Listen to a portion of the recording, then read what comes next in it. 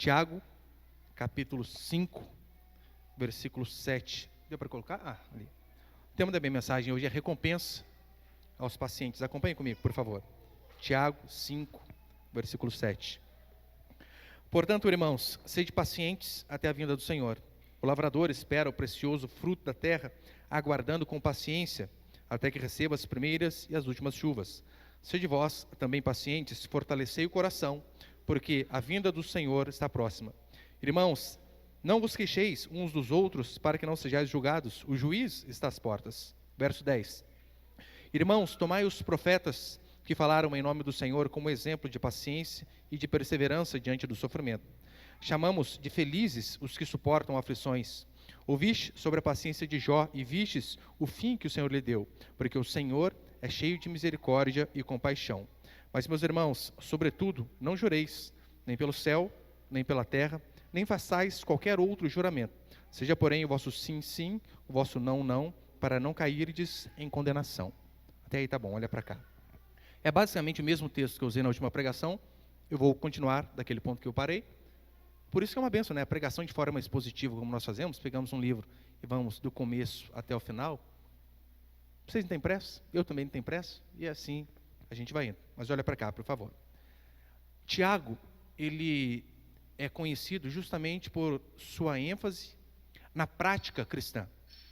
Ou seja, Tiago, ele se dirige aos cristãos numa linguagem totalmente contemporânea, atemporal. Por isso ele diz, nós devemos ser pacientes, esperando até a vinda do Senhor. Ou seja, desde quando ele escreveu, até o período ao qual nós vivemos e quantos anos tivermos para frente, isso aqui é totalmente atual. Como já disseram, né? A Bíblia é mais atual que o jornal de amanhã. Portanto, esperar com paciência e com esperança é o que Tiago vai dizer para mim e para você, caminhando aqui para o final de sua carta. Ele vai propor justamente isso: paciência e esperança no Senhor Jesus Cristo. É por este motivo que, ao fazer uma analogia sobre ser pacientes, sobre esperar, ele não usa o fast food, ele não usa o miojo da época, mas ele usa justamente o agricultor que por vezes necessita esperar e esperar bastante até que as coisas aconteçam.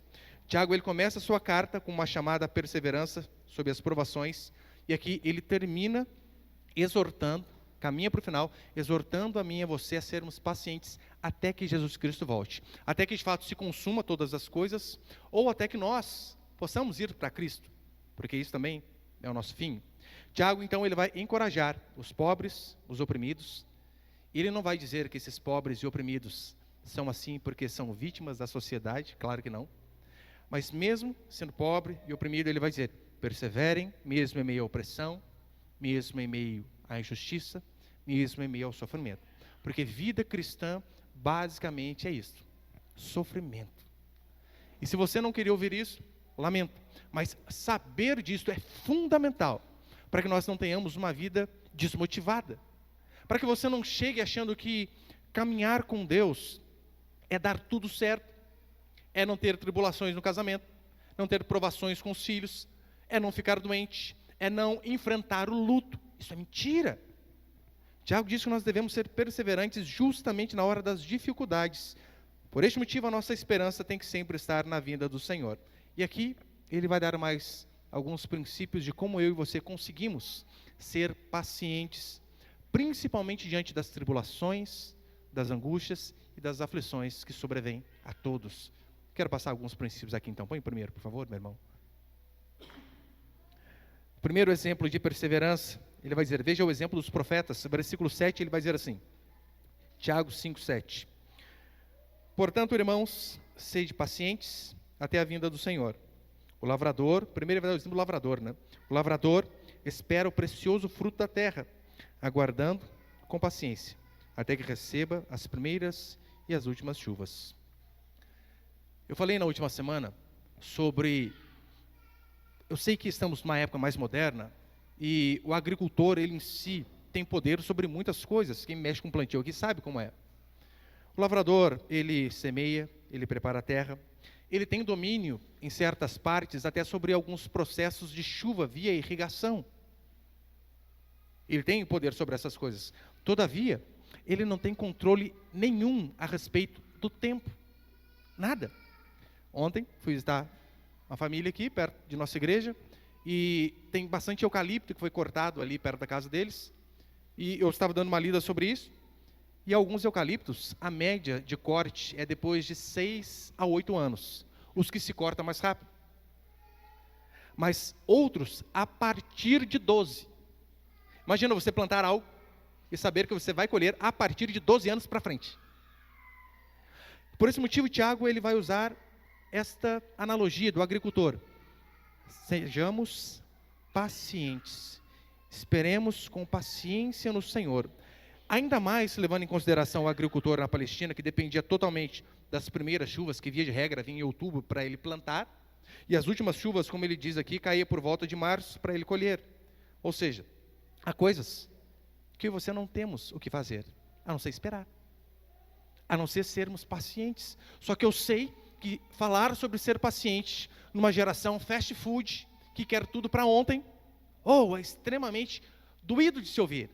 Mas Tiago vem e diz, sejam pacientes, aquilo que não está no controle de vocês, esperem, aguardem, não fiquem ansiosos de coisa alguma.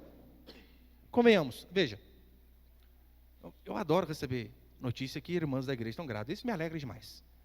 Só que você pode ver, toda a gestação, ela já começa com um misto de alegria e pânico. Você fica feliz por saber que, olha, um filho está sendo gerado. E ao mesmo tempo, você entra em piripaque. O que eu posso fazer? Meu Deus, não tenho controle nenhum. O que eu e você fizemos para que nós pudéssemos nascer perfeitos, saudáveis? 2 braços, 2 pernas, 2 olhos? Nada. O que nossa mãe fez? Nada. Ah, pastor, mas é possível controlar ali um pouco a alimentação, fazer alguns tipos de exercício? Sim, mas isso não é muita coisa em relação a uma formação. Há coisas que devemos esperar. E filho é uma maravilha, né? Daí você já passa por uma gestação alegre e em pânico.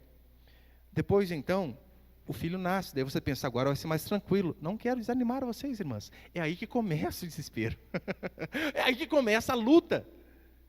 Criar o filho, a filha temente a Deus, num mundo totalmente perverso como nós vivemos. Extremamente difíceis.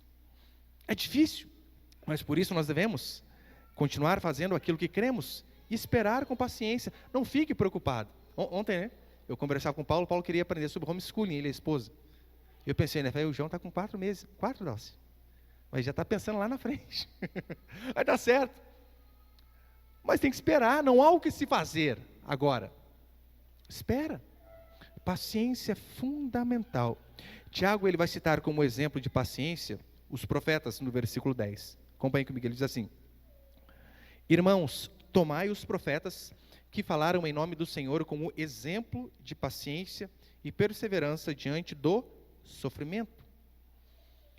Esses homens andaram com Deus, foram fiéis, tementes. Todavia, a fidelidade deles nem sempre foi transformada em vida tranquila, em voo cruzeiro. Muito pelo contrário. Muitos desses homens, justamente por conta da fidelidade, do amor a Deus, sofreram de forma terrível. Sofreram demais. Nós vemos Jeremias, que ele pregava para que as pessoas pudessem se converter. Este era o desejo do seu coração. Todavia, depois de uma vida inteira pregando, sabe quantas pessoas converteram ouvindo a pregação de Jeremias? 0. Nenhuma. Imagina Jeremias, nas reuniões de pastores de sua época. E aí, Jeremias, como está a igreja lá? Até agora ninguém. 10 anos depois, e aí, Jeremias? Melhorou a igreja? Continua no 0. Jeremias, velhinho, chorando, sendo fiel a Deus, pregando de verdade o arrependimento. Terminando a vida. Os pastores, e aí, Jeremias, como está agora? 0. Que angústia. Para piorar, foi jogado num poço de dejetos. Isaías também não foi ouvido. As pessoas não deram ouvidos a ele. E segundo o Talmud, a tradição, foi cerrado ao meio. Mas não apenas esses homens. Leia a Escritura, veja o exemplo de Estevão. Veja o exemplo de Paulo, de João, na ilha de Patmos, de João Batista, todos sofreram de forma absurda.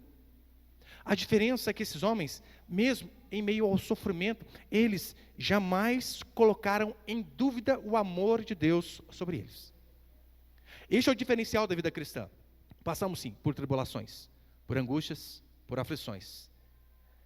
Todavia não podemos jamais duvidar de que o Senhor nos guarda, de que o Senhor nos ama e de que o Senhor é por nós. É por este motivo que Paulo vai dizer em 2 Timóteo 3,12: na verdade, todos que querem viver piedosamente em Cristo Jesus padecerão perseguições. Viver de uma forma que glorifica a Deus é assinar uma sentença de ser perseguido, de passar por angústias, de ter sofrimento na vida. Nem sempre a obediência a Deus vai produzir uma vida fácil. Todavia, a vontade de Deus jamais vai nos levar para um lugar onde a sua graça não nos sustente. Disso você pode ficar tranquilo. Ainda que você passe inúmeras tribulações, Deus sempre vai nos sustentar. Como um agricultor, nós devemos continuar trabalhando, esperando. Como os profetas, devemos continuar sendo pacientes, mesmo em meio ao caos, à desgraça e à aflição. A paciência que Tiago diz que devemos ter, não é algo meramente passivo, mas de fato ela é uma força ativa de resistência e esperança. Porque apenas os que conseguem de fato esperar no Senhor, conseguem olhar para a desgraça, como os gaúchos, e ainda assim não se desesperar. Conseguem ver, às vezes, a enfermidade batendo a porta, o luto rondando, as finanças definhando, e ainda assim continuar esperançoso no Senhor. A paciência não é algo meramente passivo.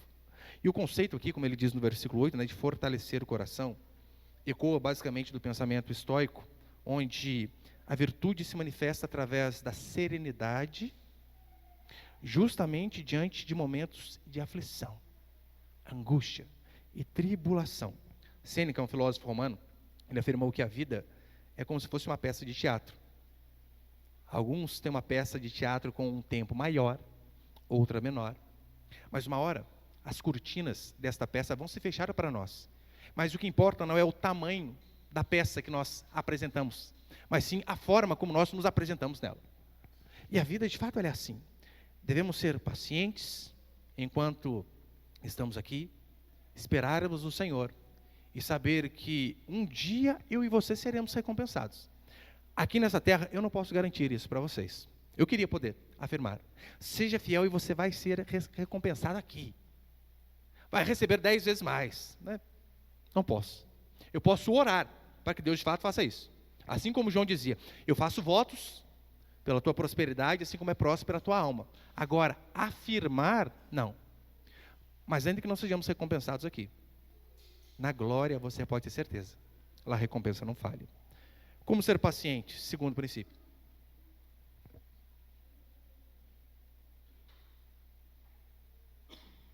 Segundo, veja o exemplo de Jó, versículo 11. Chamamos de felizes os que suportam aflições. Ouvistes sobre a paciência de Jó e vistes o fim que o Senhor lhe deu. Porque o Senhor é cheio de misericórdia e compaixão. Tiago, ele diz, eis que chamamos bem-aventurados os que suportam aflições. E para que de fato se suporte aflições, é necessário que haja provações. E ele cita, quiçá, o maior exemplo de sofrimento da humanidade, Jó. Jó é um homem piedoso, fiel a Deus, temente ao Senhor, próspero, bom pai, sacerdote da família, oferecia sacrifício pelos seus pecados, pelos pecados dos filhos. Vai que eles não sabem que cometeram o pecado. Jó ia lá e sacrificava. De fato, estava o tempo todo preocupado com a glória de Deus. Esta é a vida de Jó. Alguém extremamente temente a Deus. Então Jó perde todos os seus bens, o que já deve ser terrível. Perde todos os seus filhos, o que é muito pior. E em meio a essa dor, ele perde a saúde. Perder os bens já deve ser algo, oh Deus, desesperador. Falei para os irmãos na semana passada, Roubaram a bicicleta do meu filho. Bicicleta. Eu fiquei indignado. Ele disse, pai, o senhor me empresta a sua? Eu falei, sim. Ele foi trabalhar com a minha, roubaram a minha que estava com ele. 2 bicicletas em 2 dias. Ai, só o Senhor para nos dar paciência. 2 bicicletas, que somando não dá R$2.000. Coloque-se no lugar dos gaúchos, que tiveram que sair de suas casas, e alguns não têm casa para voltar. Perderam absolutamente tudo. Mas há algo pior que perder os bens. Perder os filhos. Pesquisas e mais pesquisas, de fato, vão dizer que a maior dor do ser humano é a dor da perda de um filho. Que Deus nos livre de experimentar esta angústia. Mas quem já passou por isso, você sabe, é terrível. Apenas de ouvir o testemunho dói em nós. Dói em nós. Jó não perdeu apenas um filho, perdeu os 10 em apenas um único dia. Para piorar a situação, na hora mais difícil de sua vida, sua esposa e seus amigos começaram a ir contra ele. Mesmo assim, a Bíblia diz que Jó perseverou com paciência. Provou que um homem, ele pode sim amar mais a Deus do que os bens, pode amar mais a Deus que a família, e pode amar a Deus mais do que sua própria vida, por conta de sua saúde. Jó assim o fez. E a maior bênção que Jó recebeu, não foi a saúde restaurada e a riqueza dobrada no final. A maior bênção que Jó teve não foi nem mesmo mais 10 filhos. A maior bênção que Jó recebeu foi o conhecimento mais profundo de Deus enquanto ele vivia nessa terra. Foi isso que aconteceu com Jó. Porque isso de fato é a própria essência da vida eterna. Conhecer a Deus. João, capítulo 17, versículo 3, e a vida eterna é esta, que conheçam a Ti, o único Deus verdadeiro, e a Jesus Cristo, a quem enviaste. Jó, paciente em seu sofrimento, ele é um arquétipo de resiliência espiritual. Resiliência é uma palavra talvez, né, um pouco mais moderna. É basicamente aquele que enverga, sabe quando você pega uma varinha assim, enverga e ela não quebra? Isso é ser resiliente. Você conseguir suportar a tensão, a aflição, sem quebrar. Jó, este arquétipo de resiliência espiritual. Sua história demonstra que a dor e o sofrimento, ela pode, e na maioria das vezes, vai culminar num conhecimento mais profundo da graça divina do nosso Senhor Jesus Cristo. Porque Deus tem propósitos até no sofrimento, até na angústia. Deus, ele tem propósito mais elevado no sofrimento do que apenas punir o pecado. Por isso ele diz, sejam pacientes, mesmo em meio a angústias.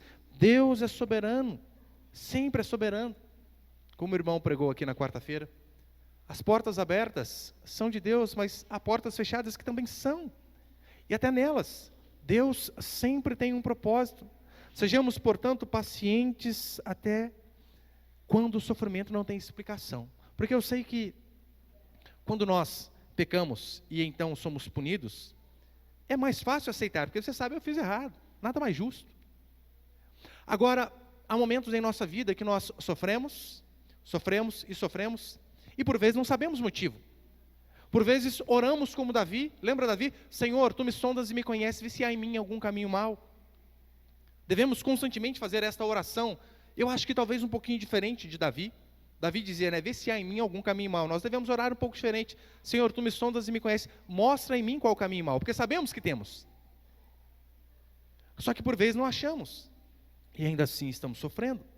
Sejamos pacientes justamente quando não conseguirmos explicação para o sofrimento, porque é justamente nessas horas que somos tentados a perder a paciência. Eu não quero dizer aqui também, queridos, que nós não podemos questionar a Deus, claro que não. Por vezes, nós somos convidados a abrir o nosso coração diante do Senhor. Leia os Salmos. Você vê salmista ali, adorando, louvando, reclamando, bravo. Você vê. Jó foi paciente, mas ele teve muitos porquês. Basta ler o livro. Você vê Jó perguntando, olha, por que isso está acontecendo comigo? Eu ajudava os pobres, eu oferecia sacrifício por mim, pelos meus filhos.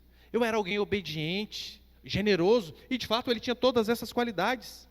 Tanto é que Deus fala bem de Jó. Todavia, Jó, ele fez questionamentos, inclusive questionou sobre o silêncio de Deus. Senhor, como assim? Não vês o sofrimento de teu servo? E convenhamos, quem nunca passou por momentos desta forma? Quem nunca questionou o Senhor? Ó Deus, não está vendo? Há quantos anos nesta igreja e o povo não chega às 7h30 para o culto? Há quantos anos a igreja parece que não avança? Você talvez há quantos anos dizendo, Senhor, esse marido parece que não muda. Fiz de tudo. Eu estou basicamente a mulher de Provérbios 31, todo dia em casa e o homem nada. Ou o marido com a esposa. Senhor, eu faço tudo, mas o espírito de Jezabel parece que não sai da mulher. Paciência. Paciência. Podemos sim questionar ao Senhor. Ó Deus, não está vendo? Não me ouve? A pergunta que nós temos que fazer em relação a Jó é a seguinte. No intervalo do capítulo 1, até Deus falar com Jó novamente, no final do livro, Deus esteve ausente da vida de Jó? Óbvio que não. Deus estava operando.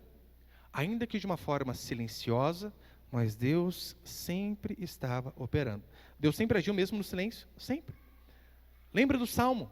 O salmista vai dizer assim, não dormita nem dorme o guarda de Israel. Ou seja, o nosso Senhor não descansa, não tira férias, não perde os olhos de mim, de você, de jeito nenhum. Nós, por vezes, podemos até perder os olhos dos filhos. Quem nunca, né? Foi no aniversário, voltou para casa, esqueceu o filho. Passou eu nunca. Parabéns, eu já. Mas graças a Deus o Senhor não é assim.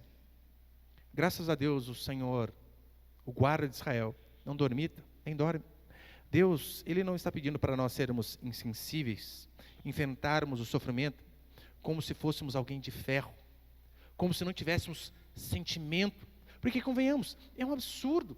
Eu já vi crente, no dia de velório, ouvir de outro crente assim, imagina, está lá o pai morto, a mãe morta. Crente não chora, hein? Que absurdo! Como assim? Você nunca leu o que fizeram quando Moisés morreu? 40 dias de chororô.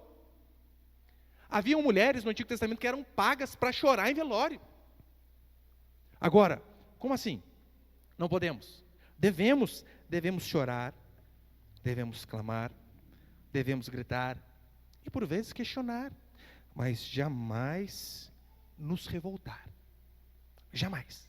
É por isso que Jó, mesmo em meio ao sofrimento, ele diz, sei que o meu Redentor vive. A dor daquele homem, possivelmente nenhum ser humano vai experimentar.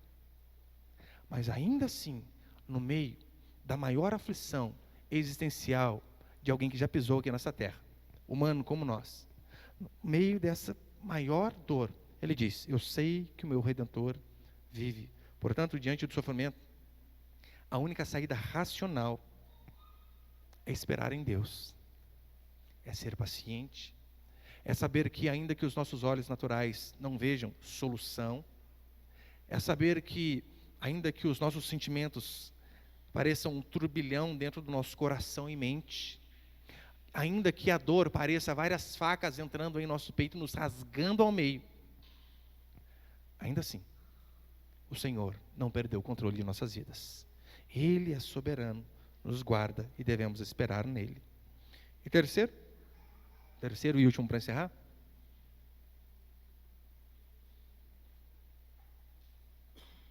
Terceiro princípio, cuidado com os juramentos. Versículo 12. Acompanhe comigo.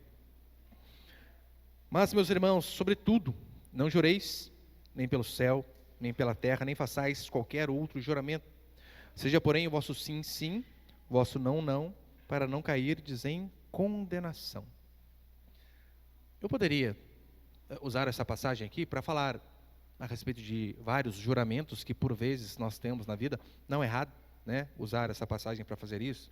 Por exemplo, os homens aqui, quando você faz 18 anos, quer você sirva o quartel ou não, você é obrigado a jurar a bandeira. Se você serve, é um juramento ainda mais específico.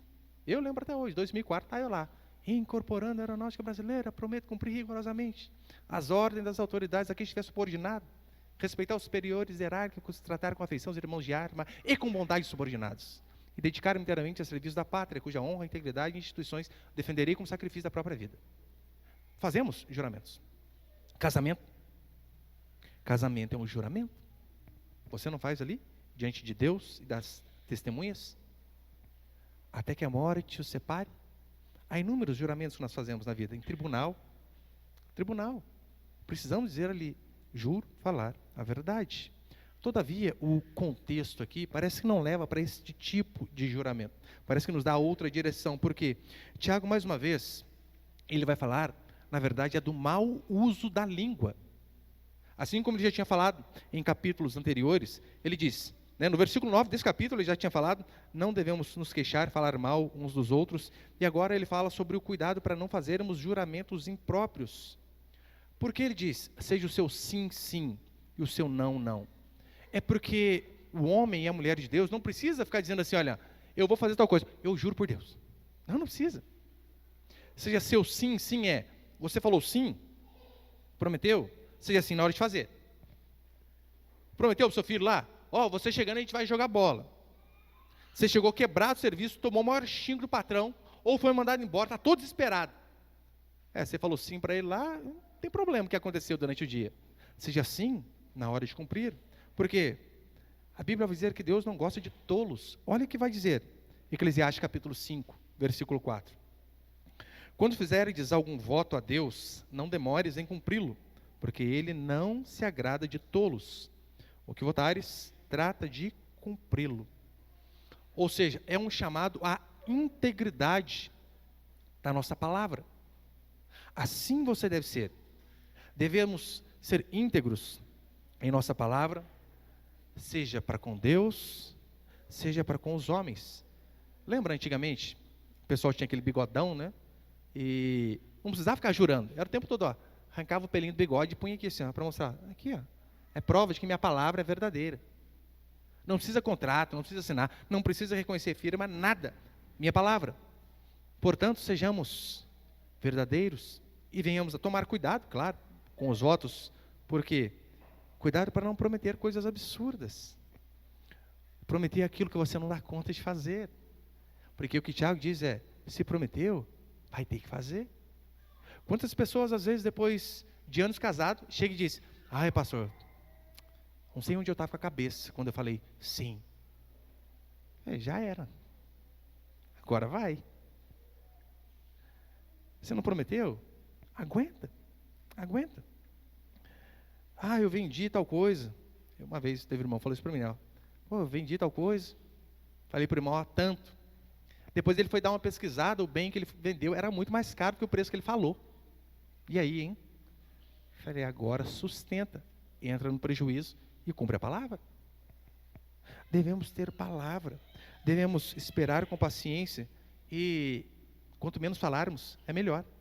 Quanto menos falarmos, é melhor. Por isso que Tiago, ele já havia falado sobre o poder da língua, agora ele fala para não falar mal aos dos outros e tomar cuidado com julgamentos e juramentos. Com juramentos e com julgamentos também. Não é que não devemos julgar, mas há uma forma adequada de se julgar. Só que, todavia, nós erramos de forma absurda quando nós julgamos motivações, quando nós julgamos pensamentos. Não sei não, mas eu acho que fulano estava pensando tal coisa. Essa é a pior besteira que você pode fazer. Você acha que o fulano estava pensando. Você está na mente da pessoa ali. Na verdade, esses julgamentos que nós fazemos são feitos, na maioria das vezes, com base naquilo que nós mesmos somos e fazemos. Sabia? Normalmente, como você esquadrinha uma pessoa, você mostra mais de você do que da pessoa. Olha, quase 20 anos de igreja. É impressionante. Eu já aconselhei tudo que é tipo de gente, tudo que é tipo de problema. Mas estou lá uma vez, está o rapaz reclamando para mim que estava muito desconfiado da mulher dele. Onde já se viu, pastor? Pega o celular as 4, 5 vezes durante o dia. É louco? Não pode? Olha isso, olha aquilo. E conversa vai, conversa vem. Eu descobri, não, ele era um picareta que estava traindo a mulher, estava achando que a mulher estava fazendo a mesma coisa. Ou seja, nós costumamos ver no outro, na maioria das vezes, aquilo que nós somos. Quando você fala mais de você do que do outro.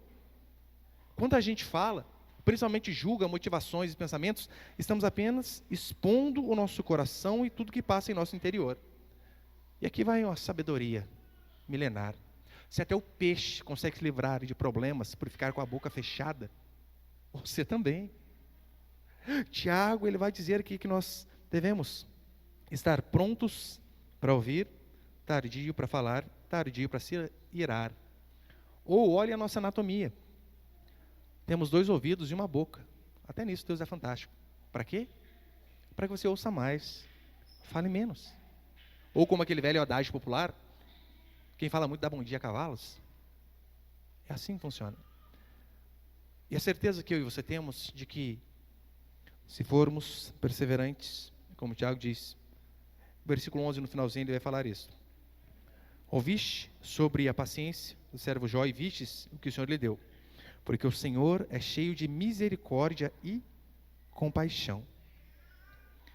O que a Bíblia diz é que o Senhor é misericordioso e a recompensa que nós temos virá da mão dele. Não devemos esperar das pessoas, marido, esposa, filhos, mas devemos esperar a nossa recompensa exclusivamente de Deus, porque é dele que vem. Portanto, queridos, sejamos pacientes, ainda que seja um chamado contracultural. Para a época que vivemos, como eu falei, é algo absurdo. Falar para esperar, para ter paciência. Tenhamos uma fé resiliente, ancorada, principalmente na esperança da vinda do Senhor. Essa é a nossa esperança. Diante de toda angústia e todo sofrimento, olhe para frente e diga: o Senhor está vindo.